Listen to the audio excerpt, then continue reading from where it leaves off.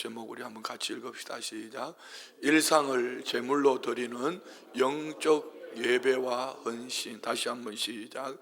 일상을 제물로 드리는 영적 예배와 헌신. 할렐루야. 우리 기독교와 타종교의 차이가 있다면 뭐 여러 가지 많은 얘기들을 하겠지만, 우리 기독교는 은혜 입은 자의 삶입니다. 우리 모두는 은혜 입은 자의 삶인 줄 믿습니다. 타종교는 자력 종교라 해서 내가 가는 겁니다. 돌을 닦고 얼마나 헌신을 하고 뭐 얼마나 내가 열심을 냈느냐에 따라서 뭐 공덕을 얻고 이래 하면서 얻는 것이죠. 근데 우리 기독교가 하는, 우리 예수님 믿는 믿음의 사람들이 하는 모든 행위는 은혜 입은 자의 삶, 예배하는 것도 나를 살려주신 은혜 때문에 감사해서 감격해서 예배하는 거고, 헌신하는 것도 나의 헌신이 주님께서 나를 살려주신 그 생명, 그 은혜로 인하여서 내가 주님께 무엇을 보답하고 이렇게 살아가는 것이거든요. 그래서 우리 모두가 오늘 오전 예배 설교를 잘 생각해 보시면은, 은혜 입은 자의 삶, 은혜 입은 자의 영성이 아니면은 우리는 이 오전 설교는 도덕, 윤리, 가치관으로 얘기할 수밖에 없습니다. 왜요? 원수를 사랑해라, 내 인격으로 절대로 못합니다. 뭐 이런 얘기죠. 그건 도덕 윤리로 옆에 사람에게 잘해라, 그런 차원이 아니죠. 우리는 은혜 입은 자이기 때문에 반석이신 예수 그리스도의 믿음의 터 위에 주님이 주신 말씀을 생명의 양식 삼고 살아갈 때 우리는 그 은혜 입은 자로서 그 영성을 가지고 산상수훈이라는 이 말씀으로 살아낼 수 있는 비결은 우리 주님이 내 안에 계시기 때문에, 주님으로 말미암아서 반석되시는 주님의 터 위에 그 약속의 말씀을 내 생명의 양식으로 삼고 살아갈 때에 우리 삶 속에도 비바람이 불고 창수가 난다. 예수를 믿든지 안 믿든지, 은혜 입은 자의 삶을 살든지 안 살든지 모든 이에게 비바람이 불고 창수가 나는데, 은혜 입은 자는 비바람이 불고 창수가 나도 그들은 흔들리지 않는다. 그러나 모래 위에 지은 집은 어떻다고요? 무너짐이 심하다. 좀 쉽게 표현할게요. 폭삭 주저앉아서 다시 일어나지 못한단 말이에요. 우리는 은혜 입은 자의 삶인 줄 믿습니다. 그래서 우리는 로마서를 보면서 오늘 이 본문은 로마서 1장부터 16장 가운데 제일 중요한 말씀일 수도 있습니다. 이유는 1장부터 11장은 구원의 도리, 은혜 입은 자의 삶, 우리에게 주시는 은혜가 무엇인지를 구체적으로 얘기합니다. 모든 사람이 죄인이다. 의인은 없나니 하나도 없다. 율법으로는 의를 이룰 수 없다. 그래서 하나님 아들 예수님이 십자가에 죽으셨고 우리는 주님과 함께 죽었다.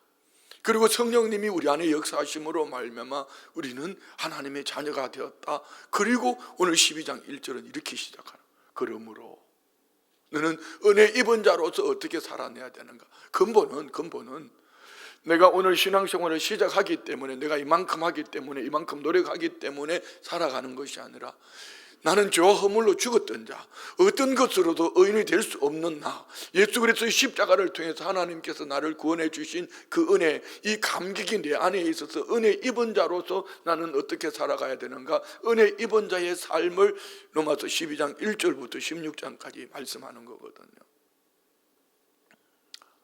최근에 요즘 제가 이렇게 너무 힘들면서도 하나님 앞에 감사하는 것이 있습니다. 그거는 뭐냐 하면은, 여러분들은 제가 얼마나 바쁘게 사는지 이렇게 하는지 잘 모르시지만, 일주일에 보면은 집에 들어가서 자는 날 수가 한 3, 4일 정도 되는 것 같아요. 그런데 만약에 이때 우리 애들이 집에 같이 있거나 손주들이 같이 있으면 나는 아주 못된 애비고 못된 할애비가 될 거예요. 근데 얘네들이 미국에 있으니까 신경을 좀 덜 써도 돼요. 미안한 거는 좀 아내한테 좀 미안하죠. 대화할 시간도 없고 이렇게. 그런데 어떤 때는 가끔 이런 생각이 들 때가 있어요. 어떻게 저분들은 저렇게 여유 있게 살까? 아니, 목회자들 말이에요. 같은 목회를 하면서 같은 그룹에 만나지는 목회자들을 보면은 어떻게 저분들은 저렇게 쉽게 살 수가 있을까? 그런데 저는 그분들이 틀렸다 이 얘기하려고 하는 게 아닙니다. 저분들은 저렇게 쉽게 살면서 행복을 노래하고 나는 이렇게 바쁘게 열심히, 여러분 오늘도 끝나고 나면 제가 또 밤 늦은 시간까지 뭐 해야 될 숙제들이 있습니다. 공부를 해야 될 게 많습니다. 틈만 나면 그걸 해야 됩니다. 지금 막 이만큼 쌓여 있습니다. 몇 날 며칠을 해야 될지도 모릅니다. 항상 눈이 시뻘겋게 해가지고 막 화면 쳐다보고 있다가 눈이 잘 안 보입니다. 그런데 문제는 이것이었습니다. 제 안에 마음으로 오는 밀려오는, 너 일이 중독 아니냐? 그 안에 하나님이 계셔? 너 진짜 삶이 예배냐? 이런 마음이 훅 제게 들어왔어요. 이런 거 있잖아요. 내가 오늘 하나님보다 해야 할 일이 더 크게 보이는 거 아닌가? 말씀보다 어쩌면 환경이 더 크게 보이는 거 아닌가? 그래서 오늘 예배를 드리고 또 사무실에 앉아서 내가 일을 해야 돼 막 이러면서 이것도 올려놓고 저것도 올려놓고 또 메일에 저장을 해놔놓고 막 숙제를 산더미 같이 쌓아놓고 오늘 예배 끝나고 나면은 내가 또 이거 해야 돼. 일에 매여 산다면은 과연 우리 주님이 보실 때에 나를 어떻게 바라보실까? 마음에 이게 맞나? 내가 지금 예배자로 살고 있나? 이 고백은 참 부끄러운 고백이지만 오늘 이 본문의 말씀을 보면서 설교를 시작하면서 가장 정확한 열쇠가 아닌가 그런 생각을 해봅니다. 왜냐하면 로마서 12장은 여유 있는 사람에게 주신 말씀이 아닙니다. 시간이 남고 환경이 남아 돌아서 여유 있는 사람에게 주시는 말씀이 아니고 로마서 1장부터 11장까지 바울 사도는 끊임없이 너 죄인이야. 다시 반복한다면 너 죄인이야. 율법으로 구원받을 수 없어. 그러나 하나님의 은혜로 길을 여셨다 이런 얘기요. 얼마 전에 어느 책에서 본 얘기인데요. 미국에서 말입니다. 한 집에 불이 났어요. 불이 하니까 사람들 다 뛰쳐나왔어요. 근데 한 분이 나왔다가 다시 막 불 속으로 뛰어 들어가려고 그래요. 그러니까 사람들이 미쳤다고, 왜 들어가려고 그러냐고. 안 된다고. 아니 나 저 뛰어가야 된다고. 그리고 뛰어 들어가서 한 아이를 끌어안고 나오는데 여론이 온몸에 다 불이 막 화상을 다 입었어요. 온몸에 화상. 그 후일에 이제 기자가 물었습니다. 그 안고 나온 아이가 당신 자녀입니까? 물었더니 아니래. 그런데 왜 목숨 걸고 들어가서 이렇게 화상 입고 왜 다시 들어갔나고 그랬더니 막 뛰어나오는데 그 아이 눈빛이, 그 아이 하나아이가 자기를 쳐다 살려달라고 그러는데 자기는 그냥 막 불길에 뛰쳐나왔는데 그 아이 눈빛이 그게 분명히 다시 들어갔다는 겁니다. 자, 그러면 여러분 그 아이에게 있어서 이 아저씨는 어떤 사람이죠? 평생 은혜를 어떤 것으로도 갚을 수 없는 사람 아닐까요? 여러분은 어떠세요? 우리가 아직까지 살아있으니까 잘 모르지만 우리가 죽음이라는 걸 마주했을 때에 여러분 죽음 끝자락에서 내 눈앞에 천국과 지옥이 펼쳐 있는데 이 땅에 살아있는 날 동안은, 사는 날 동안은 천국에 대해서 무개념이었습니다. 지옥에 대해서 무개념이었습니다. 천국, 지금 내가 사는 삶이 천국인데 이보다 더 좋을 수 있냐? 지옥, 내가 지금 사는 삶이 지옥인데 이보다 더 지옥스러울 수 있을까? 뭐 이렇게 여러 가지 얘기할 수도 있겠지만 여러분 이거는 무개념입니다. 정말 개념 없는 소리죠. 인생 끝자락에서 돌이킬 수 없는 천국과 지옥 앞에서 우리 주님이 나를 택하시고 구원해 주신 그 은혜를 오늘 잊고 우리가 천국에 입성할 때는 무엇으로 주님 앞에 우리가 감사를 할 수 있을까? 그런데 지옥 가는 사람들은 무엇으로 원망하며 어떤 것으로 누구를 탓할 수 있겠습니까? 여기 모르기는 몰라도 여기 어정쩡하게 신앙생활하는 분들, 그리하다가 예수님 믿고 구원 얻어 천국 문 앞에 갈 때에 이렇게 말할 거. 야, 천국이 진짜 있네. 놀랍네. 야, 내게 이런 축복을 주셨어. 그러면 좀 더 잘할 걸. 좀 더 잘할 걸. 이렇게, 아니 모르죠. 평소에 안 한 사람들 그것도 안 할지도 몰라. 어쨌든 그래요. 근데 중요한 거는 이겁니다. 내 삶이 이 세상에서의 끝이 아니라 죽음 건너편에 하나님이 예비하신 그 나라가 있는데, 그 나라에 갈 수 있는 길은 내가 어떤 방법으로도 어떤 노력으로도 어떻게 힘쓰고 애써도 갈 수 없는 그곳에 하나님이 한 사람을, 하나님의 아들 예수를 십자가에 못 박는 자리에 내놓으시고 그 피값으로 나를 살려주셔서 나는 그냥 믿었을 뿐인데, 그분이 내 안에 들어오셔서 그분의 생명으로 나는 천국을 얻었고, 그분의 생명으로 나는 영생을 얻었고, 그분의 생명으로 말미암아 하나님을 아버지라 부르짖고, 그분의 생명으로 하나님 나라에서 영원토록 사는데, 그냥 사는 차원이 아니라 그곳에는 눈물도 아픔도 질병도 고통도 없는 해같이 밝은 하나님을 배우면서 그 영적인 삶을 산다면은, 여러분, 우리에게 주신 이 은혜는 무엇입니까? 하나님의 자비죠. 갚을 수 없는 은혜지요. 우리는 이런 은혜에 입은 믿음의 사람들인 줄 믿습니다. 그러면은 오늘 본문이 말하는 건 뭡니까? 은혜 입은 자의 영성은 뭔가? 은혜 입은 자의 삶의 영성은 뭔가? 그래서 오늘 본문은 그러므로 이렇게 시작합니다. 다시 말해서 오늘 설교 제목이 뭐죠? 우리 설교 제목 다시 한번 올려주실래요? 여러분, 설교 제목이 뭡니까? 다 같이 시작. 일상이라는 뭐죠? 예배하는 이 시간만 말고 잠자는 시간, 밥 먹는 시간, 생활 속에 있는 모든 삶이, 일상이 제물로 드리는, 제물이 뭡니까? 구약에는 뼈 마디마디를 꺾어서 불로 태워서, 이게 제물이에요. 짐승들이. 신약에는 예수님이 제물이 되셨어요. 제물로 드리는 영적 예배와 헌신. 영적 예배는 무엇이며 헌신은 무엇인가? 일상이, 내 삶이 하나님 앞에 드려지는 제물로, 내 삶이, 일상이 하나님 앞에 드려지는 예배로, 일상이 하나님 앞에 드려지는 헌신으로 사는 그 근본 이유는 우리에게 생명 주신 은혜 때문이고, 일상을 그렇게 살아가는 것이 뭔가? 오늘 성경은 구체적으로 말합니다. 그러므로 다시 말해서 헌신은 의무가 아니라 은혜로. 할렐루야. 예배는 여러분 우리에게 선택사항이 아닙니다. 갈까 말까 계산하는 계산이 아닙니다. 예배는 무조건 드려야 되는 겁니다. 할렐루야. 예배는 조건이 없어요. 여러분 한번 보십시오. 코로나 때 어땠습니까?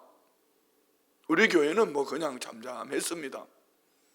한국교회를 대표하는 많은 교회들이 코로나에 예배 드리지 못한다고 국가하고 정부하고 맞서 싸우다가 뭐 담임 목사님이 감옥 간 분도 있고 벌금 낸 분도 있고, 뭐 우리는 그분들 덕에 뭐 예배를 이렇게 드렸지만은 어떻든 말입니다.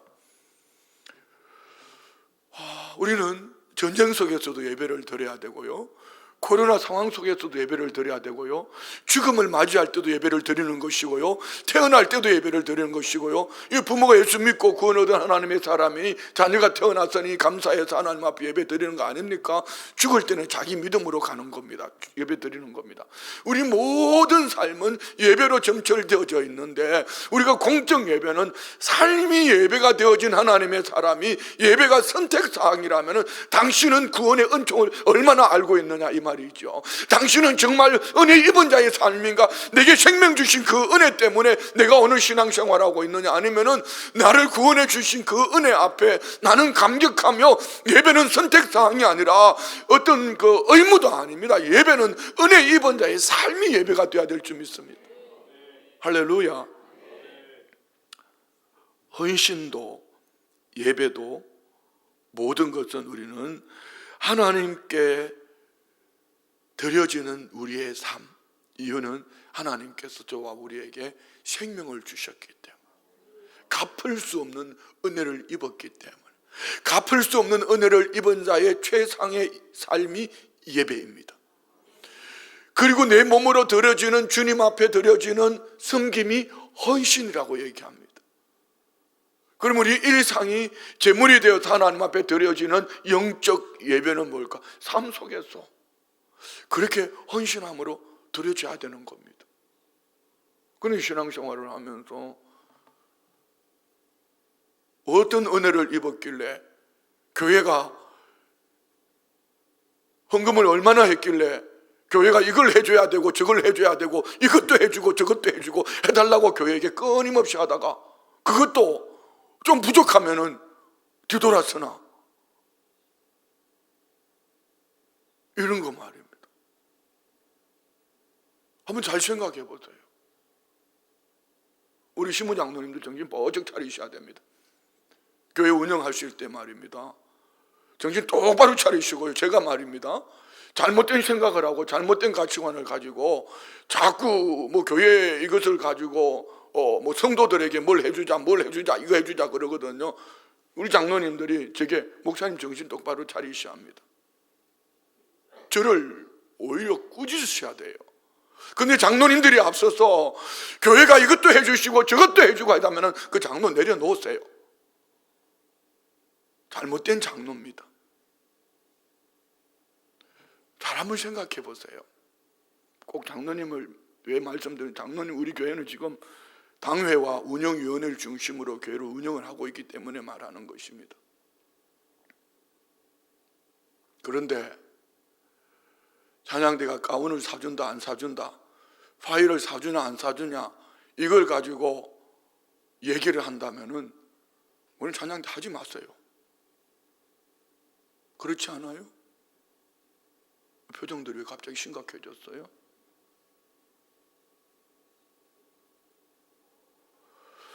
여러분, 주일 예배를 드리고 안 드리고 11조를 하고 말고 이거는 여러분 우리가 계산해야 될 부분이 아니고 의무도 아니고 이거는 은혜 입은 자의 삶입니다. 할렐루야. 우리 이걸 똑바로 알고 가셔야 돼요. 그러면은 의심스러우면은 재정부에 가서 그럼 담임 목사는 우리 교회 처음 취임할 때부터 지금까지 어떻게 헌신하고 있는지 가서 한번 뒤져보세요. 은혜 입은 자의 삶은 어떻게 살아야 되는가를 수치로 드러나는 것이, 눈에 보이는 것이 예배고 삶이 헌신이라면은, 은혜 입은 자로서 나는 정말 주님 앞에 내 중심을 믿음으로 삼고 주님 앞에 드려지는 헌신의 삶, 이 삶을 살고 있는가 우리 한번 돌아보셔야 돼요. 여러분 명심하십시오. 이유는 오늘 주님이 이렇게 말씀하셨어요. 자, 우리 12장 1절 다시 한번 봅시다. 그러므로 형제들아. 그러므로 형제들아. 이 그러므로라는 이 단어가 로마서 1장부터 11장까지를 대변합니다. 그러므로 성도들아 이렇게 말하지 않았어요? 그러므로 형제들아, 우리 주의 피값을 나눈 형제들로서 우리는 하나님 나라 가족 권속들로서 우리가 어떻게 해야 될까? 내가 하나님의 모든 자비하심, 로마서 1장부터 11장까지는 하나님의 자비를 우리에게 말씀해 주는 겁니다. 하나님의 자비를 힘입은 너희들에게 내가 권면하는데, 첫 번째, 너희 몸을 하나님이 기뻐하시는 거룩한 삶제물로 드리라. 너희 몸을 드리라. 산제물의 역설입니다. 바울이 이렇게 말하지요. 구약의 제물을 떠올려 봅니다. 구약의 제물은 반드시 죽어야 합니다. 피를 흘려야 합니다.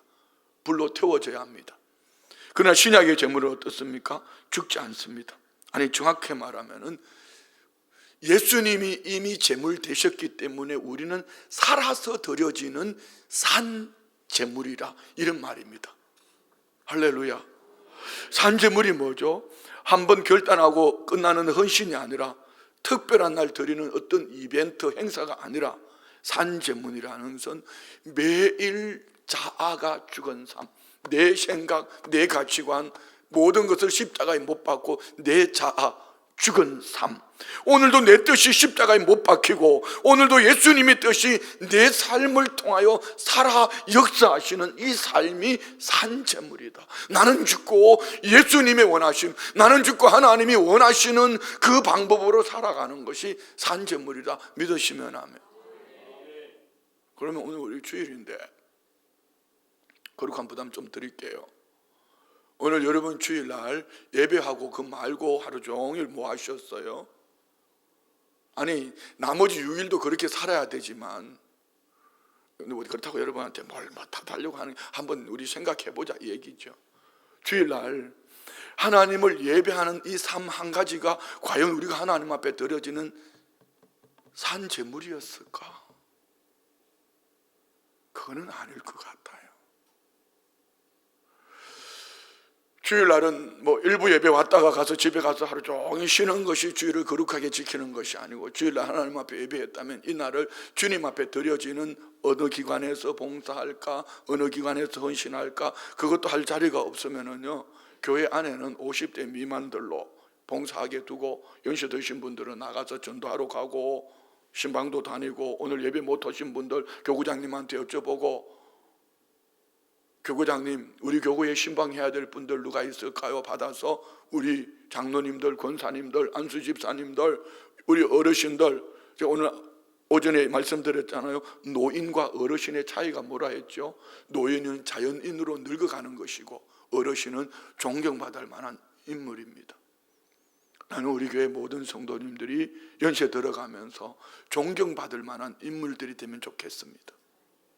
할렐루야. 그렇지 않으면은 늙어가면은요 꼰대 됩니다.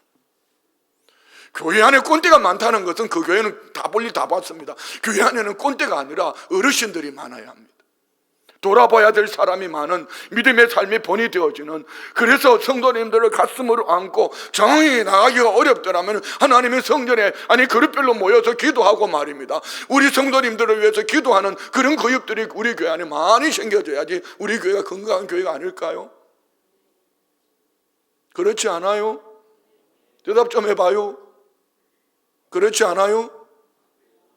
여러분 한번 주일날 한번 예배 왔다 가는 것이 여러분이 하나님 앞에 정말 헌신된 자로 일상이 산제물이 되는, 나는 주과 하나님의 뜻을 이루는, 오늘 로마서 12장 1절이 말씀하시는 이 말씀이 내 삶이라고 정말 여러분이 자부할 수 있을까요? 그거는 아닌 것 같아요. 예배 한번 드린 것이 주일 성수한 거 아닙니다. 이 하루를 주님 앞에서 나는 어떻게 내 뜻을 십자가에 못 박고 내 삶을 통하여서 예수님이 내 삶으로 이루어 가실 수 있나, 이 고민하면서 이 거룩한 주일, 우리 오늘 이 설교를 들었으니까 다음 주일부터 그렇게 합시다. 우리 장로님들은 막 뛰들고 순복음 춘천교 옛날에는 그랬잖아요. 뭐 뛰어 없으면 어떻습니까? 전도용품 들고 터미널에도 가고 길거리에도 가고, 추워서 나가기 어려우면은 장로님들은 장로님실에, 권사님들은 권사님들실에, 또 다양한 구석구석에 다양하게 모여서 하나님 앞에 기도하고, 또 어떤 그룹들은 신방을 가고, 저마다 뭐 교구장님들은 우리 장로님들, 권사님들, 안수집사님들, 성도님들이 막 요청, 우리 교구에 신방 갈 분 환원들 주세요. 교구장님들 앉아가지고 막 바쁜 거에 분배해주는 영적, 이게 바쁜 우리 교회가 이런 교회가 돼야지 오늘 로마서 12장이 말씀하는 이런 건강한 교회가 되지 않을까. 저도 이 설교를 준비하면서 받은 은혜예요. 앞으로 우리 교회가 이런 교회가 돼야 된다. 주일 예배 한번 드린 것으로 오늘 우리가 주일 성수했다 그러면 우리 교회는 유람선 교회가 될 겁니다.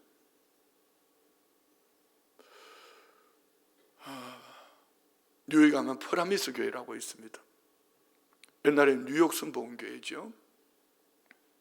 우리 두 딸들이 거기서 사역하고 있는 교회인데 지금 프라미스 교회죠. 저는 우리 교회 오셨던 김남수 목사님이 이 교회에 처음 부임하실 때 성도들이 몇 없어요. 이분이 책을 썼습니다. 유람선 교회를 항공모함으로 정말 그 교회를 그렇게 만들어 갔습니다. 그때 우리 교회 수년 전에 오셨을 때에 해외 선교비로 70억을 썼다고 그랬습니다. 그것도 그 70억이라는 것은 모든 비용은 자비량으로 가고 순수하게 그 남미에 다음 세대들에게 드려진, 그런데 전 성도들이 지금 캄보디아에 가면은 30만 평의 땅을 사가지고요, 거기 성도들이 집들을 한 가정 한 집당 500만 원씩 해가지고 집을 지어가지고 캄보디아인들을 위한 예수 마을을 만들었어요. 그 안에 학교를 짓고 병원을 짓고 또 교회를 짓고 해가지고 30만 평 안에, 엄청나잖아요. 미국에 있는 한 교회가 말입니다. 그 성도들 숫자는 우리 성도들 숫자하고 거의 비슷합니다. 지금은 그런 것이 그 나라에만 있는 것이 아니고 남미를 가도 아프리카를 가도 각 나라마다 불과 그 교회가 한 40여 년 만에 말이에요. 엄청나잖아요. 야, 그 교회 성도들은 주님 앞에 가면은 얼마나 큰 상을 받을까? 여러분 한번 생각해 보죠. 그래도 우리 교회는 춘천에서, 그래도 우리 교회는 앞서가서 열심히 헌신을 내는 교회라고 저는 자부합니다. 그런데 과연 오늘 성경이 말씀하시는 이 본문을 놓고 볼 때 우리 교회의 모습은 과연 어디쯤 와 있을까? 얼마만큼 와 있을까? 저는 오늘요, 우리 권사님들 어제부터 그저께부터 이렇게 준비하셔서, 또 여천교도 마찬가지지만요, 막 그 게장들 막 담아가지고 그 김치 페스티벌 하겠다고 이렇게 준비하시는 우리 권사님들의 모습을 보면서 너무 감사했습니다. 또 하나는 이것이 매개체가 되어서 권사님들이 모여서 교회 안에 모여서 막 준비하고 언니 동생 하면서 막 이렇게 모이는 이 모임이 너무 좋아요. 아마 우리 주님이 기뻐하지 않을까. 그런데 한켠에서는 이런 마음이 있으면, 죄송합니다, 그냥 용서하고 들어주세요. 저렇게 하는 것보다 우리 권사님들이 십시일반으로 주님 앞에 감사해서 헌금을 드려서 하고 그 시간에 신방 가고 전도 가면 얼마나 좋을까 하는 오늘 본문에 비추어서 담임 목사로서, 여러분 잘못했다고 하는 얘기 아니니까 표정이 바뀌면 안 돼요. 그러면 설교가 멈출 거예요. 너무너무 잘했는데, 그러나 우리가 좀 더 한층 더 업그레이드 시켜본다면은, 그 뉴욕의 프라미스 교회를 바라본다면은, 우리는 한층 좀 더 나가서 본다면은, 우리가 한국마음 같은 그런 교회가 되기를 원한다면은, 주일날 예배하고 나머지 시간은 권사님, 안수집사님, 장로님들, 우리 구역장님들, 우리 모든 교사들 주의 날 한 번 예배로 끝나는 것이 아니라 이 예배 이후에 나머지 모든 시간을 병든 성도들을 찾아다니고, 병이랑 육체 질병만 얘기한 거 아닙니다. 영적으로 병든 사람들이 얼마나 많은지 몰라요. 오늘도 우리 교구장님들 신방 보고서를 쭉 읽으면서요, 그런데 그냥 이분들은 터치만 하면 일어날 수 있는데 그들은 몰라요. 전 담임 목사로서 그분들에게 보이는 거죠. 이분은 이렇게만 터치하면 될 것 같고, 이분은 이렇게 터치하면 갈 것 같은데, 자기가 전도해놓고도 관심이 없어요. 자기가 대여 교회를 데려다 놓고도 관심이 없어요. 그런데 그가 주저앉아 있는데 아무 관심이 없어요. 교구장 혼자서 그건 못해요. 우리 교회가 같이 해야 돼요. 우리 교회가 적어도 한국모함 같은 교회가 되려면은 그런 교회가 돼야 돼요. 오늘 이 설교 듣고 끝날 것 같으면 다 이렇게 저도 컨디션이 지금 안 좋은데 이렇게 목소리 높여서 설교할 필요 없습니다. 오늘 이 설교 들으면서 생각하세요. 계획 세우세요. 우리 권사회에도, 우리 총여성교회도, 장로회도, 안수집사회도, 우리 구역장님들도, 우리 교사들도 이제는 주일을 어떻게 좀 우리가 주님 앞에 드려지는 영적 예배의 삶을 살 수 있을까 한번 좀 생각해 보라는 얘기입니다. 세상이 그렇게 변했다고 우리가 따라가실래요? 오늘 본문에 뭐라고 말씀하셨어요? 자, 그 다음은 봅시다. 영적 예배 1절 다시 한번 볼까요? 그러므로 형제들아, 내가 하나님의 모든 자비하심으로 너희를 권하노니 너희 몸을 하나님이 기뻐하시는 거룩한 산제물로 드리라. 이는 너희가 드릴 영적 예배니라. 영적 예배는 뭡니까? 예배는 주일에 끝나지 않습니다. 바울은 말합니다. 영적이란 말은 감정적, 신비롭다 아닙니다. 헬라어로 로기켄이라고 말하는데, 이는 이것이 합당하다, 이것이 이성적인 예배다. 영적 예배라는 것은 찬양할 때 손 드는 것만, 기도할 때 눈 감는 것, 일터에서, 가정에서, 관계 속에서 예배할 때 손 드는 거, 기도할 때 눈 감는 거 당연한 거 아닙니까? 영적 예배라는 것은 삶 속에서 나는 죽고 예수로 사는 것. 그래서 설거지가 쌓인 주방에서도, 직장에서도, 출근길의 도로 가운데에서도 모든 삶이 예배 처소다. 중요한 것은 예배는 장소가 아니라 존재의 방향이다. 따라합시다. 예배는 장소가 아니라 존재의 방향이다. 할렐루야. 만약에 예배를 여러분 오늘 이 예배당 안에서만 드리는 예배라면 우리는 이원론적인 삶을 삽니다. 예배 실컷 드리고 삶의 현장에 들어가서는 다른 생각하고 살 수 있습니다. 그렇지만 우리가 예배는 어떤 장소 공간이 아니라 존재의 방향이라면은 나는 어떤 곳에서도 주님을 바라봄으로 예배자로 승리하는 삶을 살게 될 줄 믿습니다. 그래서 성경은 말합니다. 이 세대를 본받지 말라. 이 말은 환경이라는 우상 앞에 같이 무너지지 마라. 이 세대가 어떻습니까? 본받는다는 말은 외부의 압력에 의해서 틀에 찍혀 나오는, 쉽게 말하면 붕어빵 틀에 밀가루 반죽을 넣고 팥을 넣고 돌리면은 붕어빵이 찍혀 나오듯이 세상이 요구하는, 세상의 요구에 찍혀 나가는 것, 그런 신앙이 되면은 너 인생 꽝이야, 이런 얘기입니다. 세상을 본받지 말라. 이 시대를 본받지 마라. 이 세대를 본받지 마라. 오늘 세상은 우리를 무엇으로 찍어내려고 하지요?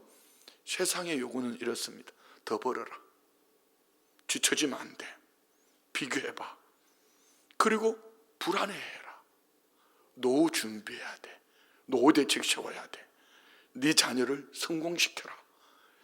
세상은 끊임없이 예수를 믿든지 안 믿든지 붕어빵을 찍어내듯이 모든 사람들의 그 중심 속에는, 육체의 요구 앞에는 이것이 있습니다. 그래서 우리는 이렇게 말합니다. 환경이 너무 힘들어서 기도할 시간이 없고 상황이 너무 복잡해서 예배할 시간이 없다고. 그러나 오늘 말씀은 그 환경이 바로 제단이 되어야 된다고 말씀하는 거거든요. 바쁜 일정은 장애물이 아니라 태워져야 될 장작이고, 환경이 커 보인다는 것은 하나님이 떠났다는 증거니, 하나님이 떠나 내가 예수 믿는다는 이름으로 주일날 나와서 예배를 드리지만 삶의 현장 속에 바빠서, 내 삶 속에서 바빠서 그 환경이 어려워서 마치 세상이 요구하는 그 동일한 그 속에 내가 같이 희석되어 있다면 우리는 어떻게 해야 되는가? 마음을 새롭게 할 골든 타임이 왔다는 신호다. 하나님이 보이지 않고 환경이 보인다면 말입니다. 잘 들으셔야 돼요. 그 이성 빼내세요. 그 이성 가지고 표정이, 심각한 표정을 짓고 있는 당신은 진짜 심각해질 수 있습니다. 이 설교를 놓치지 마세요. 정말 영적 예배가 뭔지를, 우리 주님이 받으시는 삶이 뭔지를 우리가 똑바로 알고 신앙생활을 하자는 것입니다. 저는 바로 가르쳐야 될 의무가 있고, 여러분이 듣든지 아니 듣든지는 여러분의 책임입니다. 우리 주님이 산상수훈으로 바로 가르치고 마지막에 뭐라고 말씀하셨어요? 너 모래 위에 집을 지을래? 반석 위에 집을 지을래? 저도 동일하게 말씀드립니다.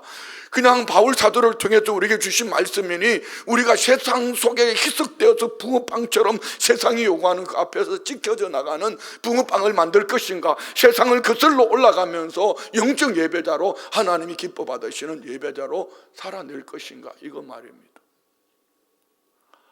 옆에 분에게 얘기합시다. 영적 예배로 승리합시다. 할렐루야. 그래서 변화는 어디서 시작되는가? 오늘 성경은 말합니다. 마음 창고라고. 2절 말씀 볼까요? 너희는 이 세대를 본받지 말고 오직 한 가지, 마음을 새롭게 함으로 변화를 받아라. 마음입니다. 생각만 바꾸면 된다는 거죠. 마음 창고에 나는 은혜 입은 자, 나는 죽었던 내가 살아났어, 나는 이 은혜 입은 자의 영성을 가지고 살면은 오늘 이 설교는 절대로 부담스럽지 않습니다. 야, 하나님께서 우리 목사님을 통해 나에게 다시 도전하게 하시는구나, 다시 나를 깨닫게 하시는구나. 그래서 오직 마음을 새롭게 함으로 변화를 받는다는 것은, 이 변화는 환경이 바뀌어서 오는 것이 아니라, 사람이 바뀌어서 오는 것이 아니라, 상황이 정리되어서 오는 것이 아니라, 내 마음 생각을 고쳐먹을 때에, 바꿀 때에 역사가 나타나는 줄 믿습니다. 이 변화는 마치 이런 거 있잖아요.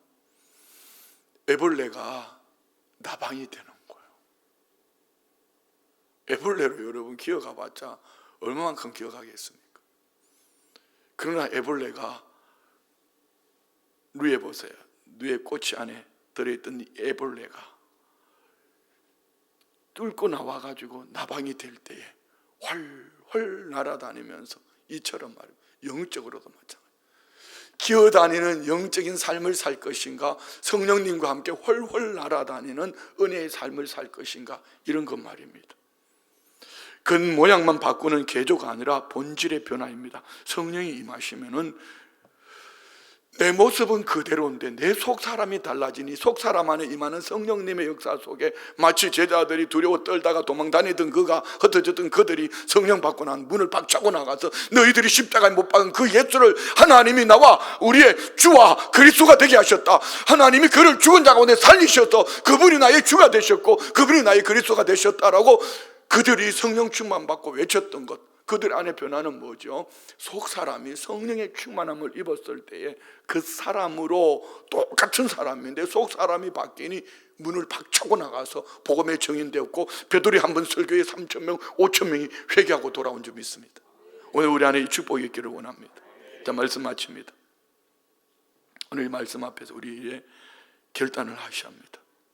지금 이 순간 마음속에 가장 크게 보이는 여러분의 환경은 뭡니까? 건강입니까?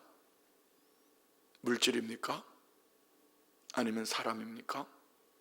이 모든 것들을 십자가 앞에 내려놓으십시오. 십자가 앞으로 가져가면은 그 환경도 아무것도 아닙니다. 나를 죽은 자 가운데 살려주셨는데 뭐 그 환경이 그렇게 대단합니까? 그 물질이 뭐 그렇게 대단합니까? 그 건강이, 여러분 언젠가는 우리는 죽을 거예요. 그런데 십자가 안에서 내가 구원을 얻었다. 십자가 안에서 살아났다. 십자가를 통해서 나는 영원토록 살았다. 십자가를 통해서 하나님의 생명을 얻었다. 십자가 앞으로 가져가 보면은 그 아무것도 십자가로 가져가지 않고 세상과 비교하며 붕어빵 찍어내듯이 세상이 원하는 그것을 가지고 도토리 키재기 하니까 나 예수 믿는데 기도하는데 이렇게 열심히 사는데 내 인생에 이게 뭐고 내 청춘 돌려도 뭐 이렇게 우리 교회는 내가 이만큼 헌신했는데 내가 뭐 인정받는 게 뭐가 있냐, 도토리 키재기 하고 있다 이 말. 우리 교회 말고 말입니다. 지금 이 순간 여러분 마음속에 가장 크게 보이는 환경을 십자가 앞에 내려놓고 우리 이렇게 고백해야 합니다. 주님, 이 환경은 장애물이 아니라 재물이 될 장작입니다. 나를 이 자리에서 산 재물로 받아 주소서. 자, 우리 처음부터 다시 한번 읽읍시다. 우리 마음의 중심을 담아서요. 다 같이 시작. 주님, 이 환경은 장애물이 아닙니다. 이것은 재물이 될 장작입니다. 아멘요. 십자가에서 불로 태워서 내 정과 욕심을 불로 태워 주님 앞에 제물로 드려지는 그 순간, 나를 이 자리에서 산 제물로 받아주소서 이렇게 고백하고 결단하는 그 순간 성령님이 우리 안에 역사하실 줄 믿습니다. 우리 이미 성령님 내 안에 계셔요.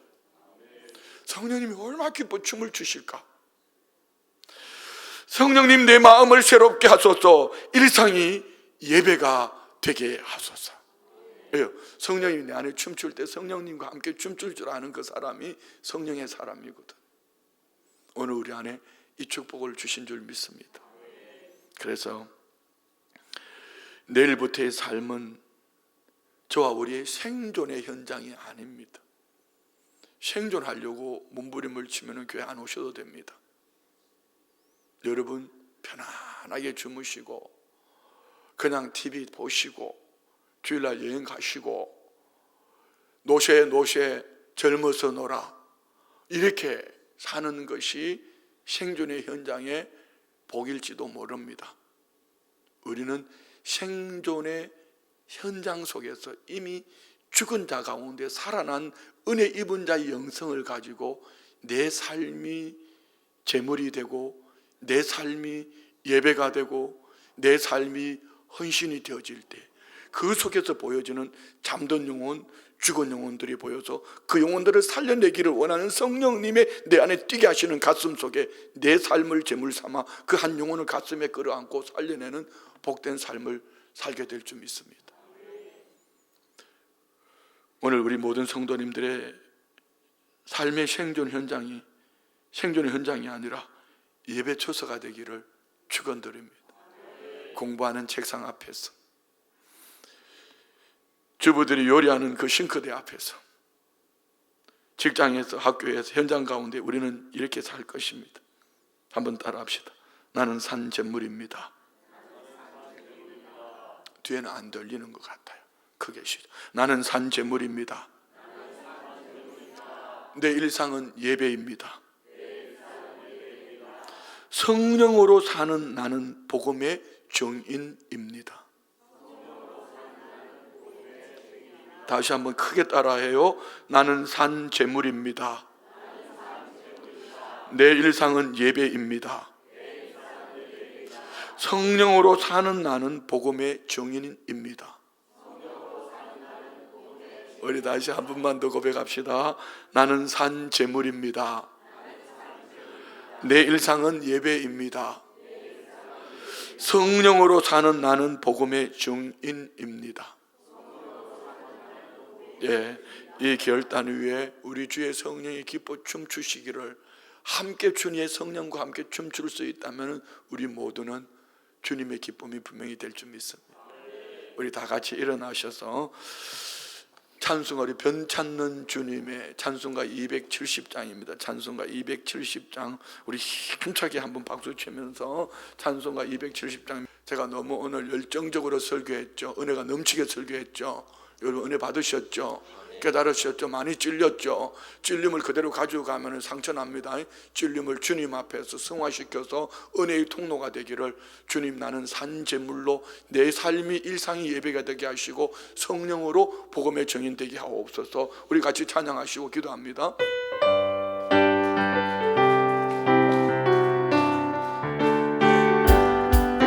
변찮는 주님의 사랑과 거룩한 보혈의 공로를 우리가 찬양을 합시다. 주님을 만나볼 때까지 예수는 우리를 깨끗게 하시는 주시니 그의 피 우리를 눈보다 다시 한번 변찮는 주님의 사랑과 거룩한 보혈의 공로를 우리가 찬양을 합시다. 주님을 만나볼 때까지 예수는 우리를 깨끗게 하신 주시니 그의 피 우리를 눈보다 더 이게 하셨네. 우리를 깨끗게 함기를 무궁한 생명의 물일세 생명의 구원을 받은 자 하나님 찬양을 합시다. 예수는 우리를 깨끗게 하시는 주시니 그의 피 우리를 눈보다 보이게 하셨네. 주님의 거룩한 보혈을 날마다 입으로 간증해 담대히 싸우며 나가세. 천국에 들어갈 때까지 예수는 우리를 깨끗게 하시는 주시니 그의 피 우리를 눈보다 보이게 변찮는 주님의 사랑과 거룩한 보혈의 공로를 우리가 찬양을 합시다. 주님을 만나볼 때까지 예수는 우리를 깨끗게 하시는 주시니 그의 피 우리를 눈보다 보이게 하셨네. 우리를 깨끗게 함기는 무궁한 생명의 물일세 생명의 구원을 받은 자